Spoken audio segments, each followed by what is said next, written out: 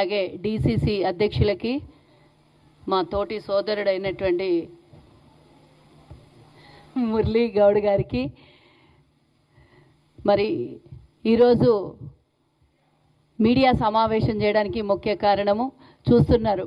గత 10 ఏళ్ళుల రాష్ట్రాన్ని, హైదరాబాద్ని ముఖ్యంగా డ్రగ్ మాఫియాగా మార్చాలని చూసినటువంటి కేటీఆర్ బాటలో నడిచినటువంటి గత ఎమ్మెల్యే, తాండూరు మాజీ ఎమ్మెల్యే రోహిత్ రెడ్డి నిన్న అరెస్ట్ కావడం మనం చూసింది, అందరికీ తెలిసింది.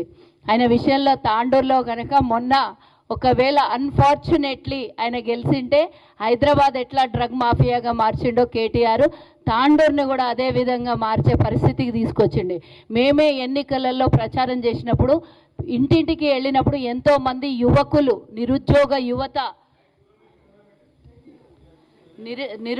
యువత అందరూ కూడా ఎంతోమంది ఇళ్లలోకి వెళ్ళినప్పుడు మా పిల్లలందరూ అంటే గంజాయికి అలవాటు అయిపోయినరు, లేదా ఇంకో రకంగా వాళ్ళ ఉద్యోగం చేయకుండా ఈ డ్రగ్స్తోని కుటుంబాలను నాశనం చేస్తుండ్రు అని ఎంతోమంది మేము ప్రచారంలో ఇళ్లలోకి వెళ్ళినప్పుడు చెప్పినటువంటి విషయం. మరి శుద్ధపూస మాటలు చెప్పిండ్రు, పెద్ద పెద్ద మాటలు చెప్పిర్రు. ఇప్పుడు నిన్న అరెస్ట్ అయిన తర్వాత ఏం చెప్తారో, తెలంగాణ ప్రజలకి ఏం సూచన ఇస్తున్నారో గత ప్రభుత్వము ఒక్కసారి ఆలోచన చేయాలి.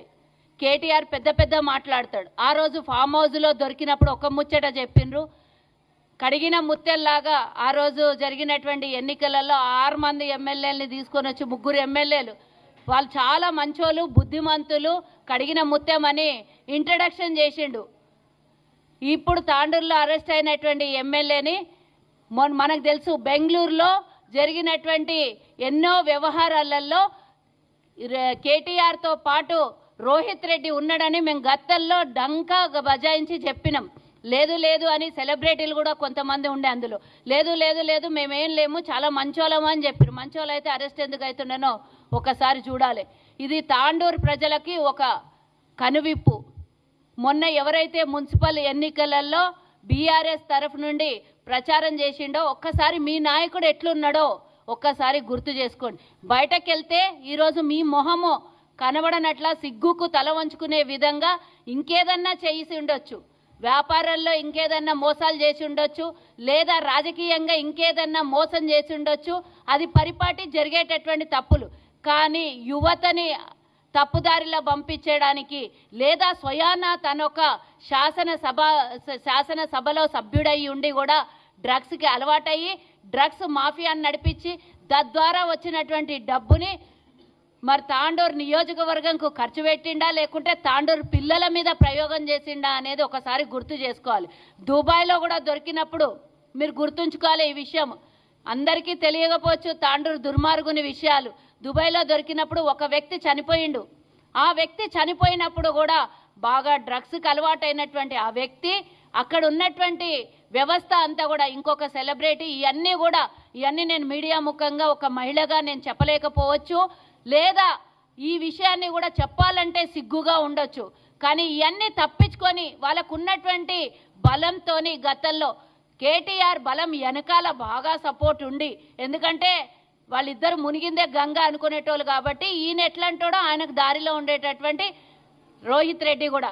కాబట్టి ఒక్కసారి తెలంగాణకి బీఆర్ఎస్ నాయకులు కానీ, బీఆర్ఎస్ సభ్యులు కానీ, కార్యకర్తలు కానీ ఈరోజు ఆలోచించుకోండి. తెలంగాణని గతంలో 10 ఏళ్ళు హైదరాబాద్నే కాదు మా జిల్లాలకు కూడా వ్యాప్తి చెందేటట్టుగా ఎప్పుడు కూడా అప్పుడు ఎక్కడన్నా వింటుంటే మీ పంజాబ్లో అక్కడ ఇంకెక్కడన్నా ఈ డ్రగ్స్ ఉన్నాయి అంటేనే మన పిల్లలు ఆ ఏరియాలకు పోతే భయపడేటట్టు ఉంటుండే. కానీ మన ప్రభుత్వం ప్రజాపాలన వచ్చేంత వరకు కూడా హైదరాబాదుని ఏ విధంగా ఆడపిల్లలకి, చిన్న పిల్లలకు కూడా మానభంగం చేసి చంపినటువంటి రోజులు మనం గర్తల్లో గుర్తు చేసుకోవాలి. డ్రగ్స్ తీసుకొని 6 ఏళ్ల పిల్ల మీద మానభంగం జరిగింది, 9 నెలల పిల్ల మీద మానభంగం జరిగింది. ఇదంతా ప్రభావితం ఏం చేసింది? తాగుబోతులు అలవాటు చేసి, డ్రగ్స్కి అలవాటు చేసి. అదే ఈరోజు రోహిత్ రెడ్డి ఒకవేళ తాండూరులోని ప్రజల్ని ప్రభావితం చేసింటే మా తాండూరు పరిస్థితి ఏ విధంగా అవుతుండే? తాండూరు ప్రజలు విఘ్నులు కాబట్టి పూర్తిగా బొందబెట్టి పాతాళాల్లోకి తొక్కి ఓడగొట్టిండ్రు. ఇక ఆయన కేటీఆర్ సహాయం తీసుకొని, ఇంకెవరైనా సహాయం తీసుకొని రేపు పొద్దున బయటికి వచ్చినా కూడా తాండూరు ప్రజలు తరిమి కొడతారు. తాండూరు ఆస్తుల్ని, ఎంతోమంది ఆస్తుల్ని కబ్జా పెట్టిండు. ప్రభుత్వము ఎంతో మంది ఎన్నో